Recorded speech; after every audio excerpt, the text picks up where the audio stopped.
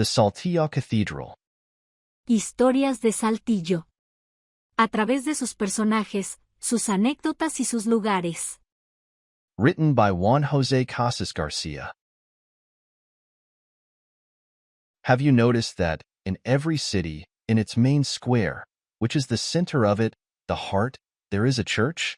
Well, it is no coincidence. The way cities were built was part of the urban planning program of King Philip II, who in 1573 ordered the ordinances for the foundation of towns and cities, which were the theoretical precepts of the Renaissance regarding urban planning.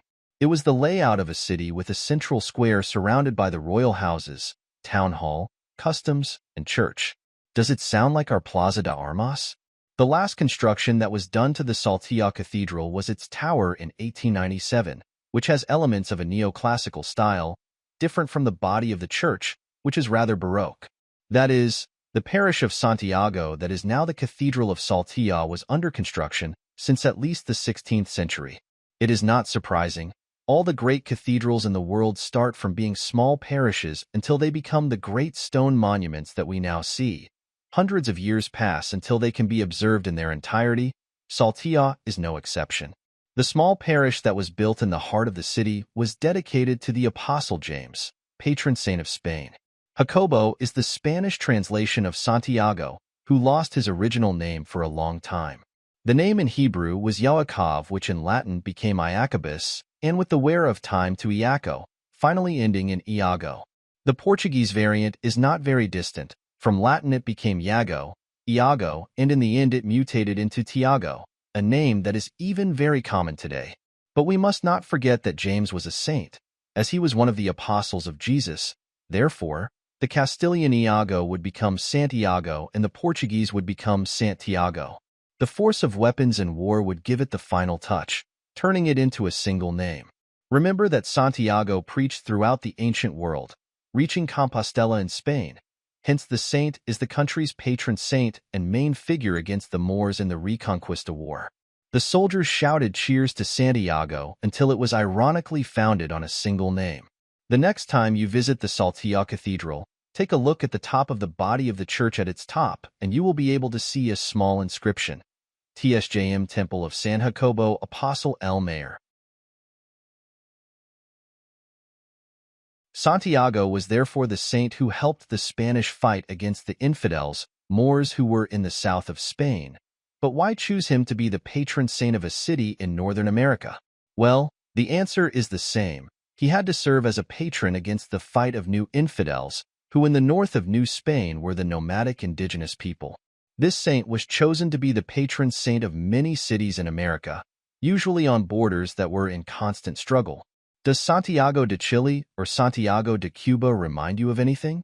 Although the image that was venerated in Saltillo was not that of the warrior, that of the saint on horseback and sword who fought against the Moors and earned that same title, Santiago Matamoros, but rather it was an image of the pilgrim Santiago, of which the word of God.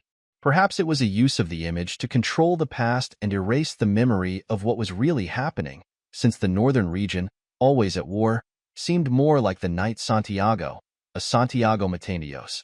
We have said that churches take centuries to be built, and the parish of Saltillo underwent a renovation.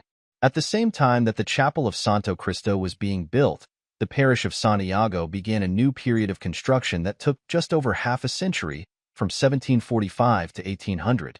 Look again at the top of the cathedral, and you will see these years engraved in the rock. The chapel of Santo Cristo then had to serve for some time as a parish to be able to administer the sacraments, and some of the images were housed next to the Santo Cristo de Saltillo, which, by the way, did not arrive by donkey, but was bought in Veracruz and was made by indigenous hands probably in central Mexico, like some other works of the cathedral such as a small St. Joseph carved in stewed wood, also indigenous made in Guatemala. The images are important, because they tell us about the cult that the people of Saltillo had in colonial times. A photo from 1860 shows that on the main altar there were images of Santiago and two Jesuit Saints Ignatius of Loyola and Francisco Xavier. It must be remembered that the Jesuits built missions in Paris and had worship in Saltillo. There were also figures of St. Peter and St. Paul. All of this crowned by the Virgin of Guadalupe as the patron saint of New Spain. These illusions, according to the Baroque construction of the 18th century, make us think about how the parish of Santiago could have been decorated in its beginnings, both inside and outside, since normally the main altar was a copy of the church's facade as if it were a book. Also on the main door, we can see a column on the left at the height of the window above the beautiful door carved in wood with a monstrance, and on the right another column with a virgin who has been identified as the Virgin of Zapopan, the idea. Since in Monclova there was a cult of the Virgin of Jalisco since colonial times. However, it seems to be rather a representation of the two main brotherhoods of the parish, that of the Blessed Sacrament and that of the Virgin of the Rosary, which helped in the construction of the temple. Likewise, there are other very interesting figures in our cathedral that prove the symbiosis of European and indigenous art. In the dome you can see 8 Indian Atlanteans as well as snakes or dragons that perhaps refer to pre-Hispanic reminiscences, although we do not know completely. There are also a couple of birds, although they are found in the chapel of Santo Cristo, that could look like eagles. However, they are pelicans, an ancient symbol of Jesus' sacrifice.